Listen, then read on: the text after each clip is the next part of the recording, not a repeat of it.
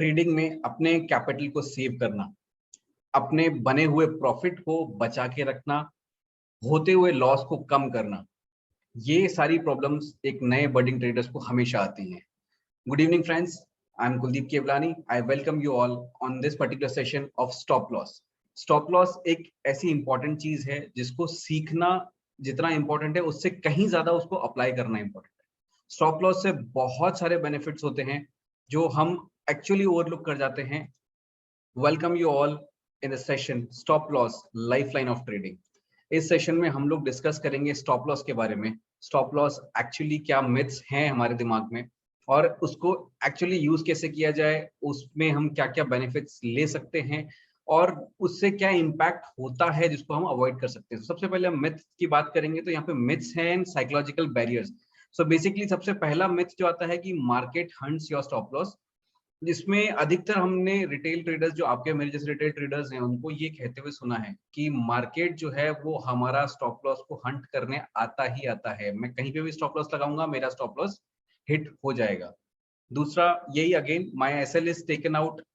तीसरा जो मिथ है सबसे बड़ा वो है कि मैं अपना स्टॉप लॉस अपने माइंड में रख के बैठा हूं और जैसे ही उस पोजीशन पे पहुंचेगा मैं अपना स्टॉप लॉस काट दूंगा। सी 99% इनफैक्ट आई वुड से कि लोग यहीं पर मात खाते हैं, यहीं पर फेल होता है कि अपना स्टॉप लॉस सिस्टम में नहीं लगाते। रीजन बीइंग कि आपको मार्केट की वॉलेटिलिटी का अंदाजा नहीं है। मार्केट कब कितना वॉलेटाइल हो जाएगा, आपकी पोजीशन के कब एकदम बहुत हैवी नेगेटिव हो जाएगा, आपको नहीं पता पड़ेगा। सेकंड रीजन इज अगर आपने स्टॉप लॉस सही सपोर्ट या रेजिस्टेंस पे लगाया जहां पर सप्लाई एंड डिमांड सबसे ज्यादा होती है तो वहां पर वो आपका स्टॉप लॉस एक बार में नहीं खाएगा, वहां से बाउंस बैक होगा। So that will give you a psychological disadvantage कि ये स्टॉप लॉस मेरा नहीं खाएगा, शायद यहाँ से वापस जाएगा, ये मेरे वापस प्रॉफिट में आएगा। बट अगेन वो थोड़ा सा बाउंस बैक होने के बाद वापस अपनी डायरेक्शन रिज्यूम करता है स्टॉक एंड आपका अल्टीमेटली जो है लॉसेस बढ़ते चले जाते हैं। So these are major psychological barriers या major myths in stop loss. So in myths को अपन एक बार डायग्रामेटिकली देखते हैं कि कैसे ये हमें लॉस करवाते हैं। ये this is the chart of Tata steel. So Tata steel का अगर हम चार्ट देख रहे हैं तो यहाँ पे हमें बहुत क्लियरली पता पड़ रहा है कि ये एक पर्टिकुलर कंसोलिडेशन रेंज था। इस कंसोलिडेशन रेंज में से यहाँ पे सॉर्ट ऑफ एक ब्रेकआउट आया, यहाँ हमने एंट्री ले ली। अगर यहाँ हमने एंट्री ली तो हमारा stop loss should be somewhere around here because we can see a good support taking over here। अगर मैंने यहाँ पे stop loss नहीं लगाया तो see what will happen in next few days। मेरा बहुत बड़ा लॉस है। so this position was 1460 and this is somewhere around 980, यानी almost 500 पॉइंट का डिप इन like 3 सेशंस। अगर मैंने यहाँ स्टॉप लॉस नहीं लगाया एंड आई एम वेटिंग कि नहीं ये वापस आएगा, ये वापस आएगा, ये वापस आएगा, लेकिन बहुत लंबे टाइम का। So trading, if we are trading over here, there is a difference between trading and investing। अगर हम ट्रेड कर रहे हैं तो हमारा स्टॉप लॉस सिस्टम में होना जरूरी है। सिस्टम में रखेंगे तो हम लोग यहाँ पे शायद 100 पॉइंट या 120 पॉइंट्स के आसपास हम लोग एग्जिट कर जाएंगे। Rest 450 480 points we can save. So ये स्टॉप लॉस का एक बहुत बड़ा बेनिफिट होता है। यहाँ पे मेरा कैपिटल सेव हो गया। सो कैपिटल इज सेव तो I can again play tomorrow in the next session. I don't have to wait for it। Now SL को बेस्ट यूज कैसे करते हैं? SL को बेस्ट यूज करने के लिए सबसे पहला जो इंपॉर्टेंट लॉजिक बोलो या रूल बोलो which is a golden rule, that is SL आपने जो भी डिफाइन किया है वो आपके सिस्टम में होना चाहिए, माइंड में नहीं। SL सिस्टम के लिए, आपके माइंड के लिए नहीं है। Because once you put the SL system आपकी ट्रेडिंग मैकेनिकल हो गई, उसमें कोई भी साइकोलॉजिकल पॉइंट नहीं आएगा और वो अपने आप अगर आपके SL पॉइंट पे आएगा तो वो आपका सौदा कट जाएगा।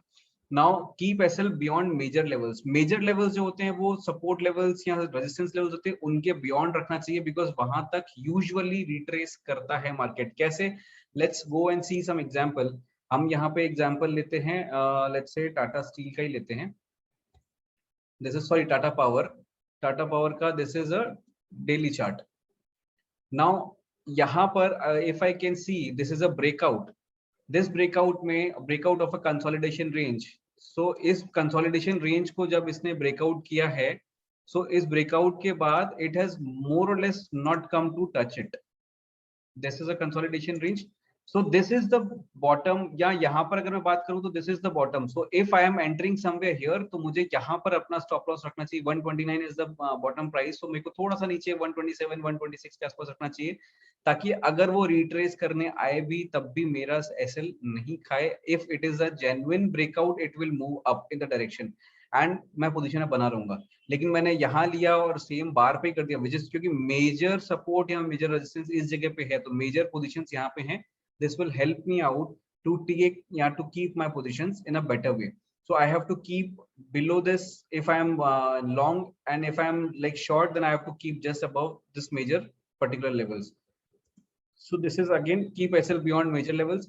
Check for SL at higher time frames. अभी मैंने daily time frame पे बात करी, इसको अगर मेरे को और टाइट करना है तो I can see यहाँ पर मैंने जैसे ही वीकली चार्ट किया तो I can see clear range, एक क्लियर कंसोलिडेशन पैटर्न है, वहां से ब्रेकआउट है. So I can always keep my SL below 124, below the level of this. So this is the lowest level of this particular candle is 121.7, so I can keep it 120, 120.5.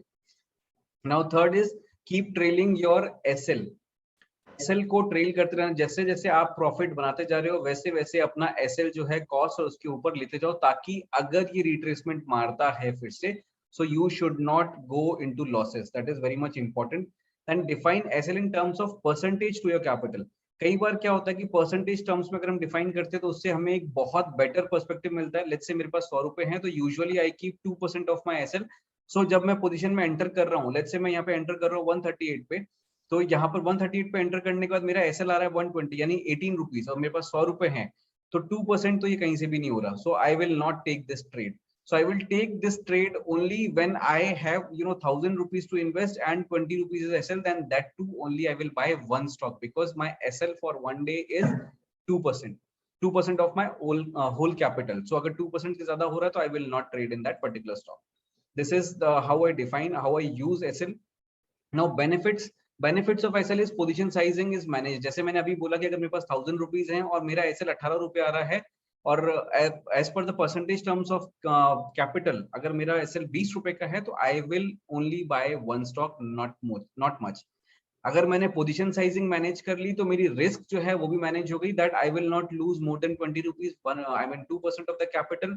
And risk manage ना सिर्फ इस मामले में हुई, अगर मैंने SL system में डाल के रखा है, there is a abrupt movement on the downward side, so abrupt movement में भी मेरा एसएल यहाँ पे ट्रिगर हो जाएगा, then also I will not lose much of the capital.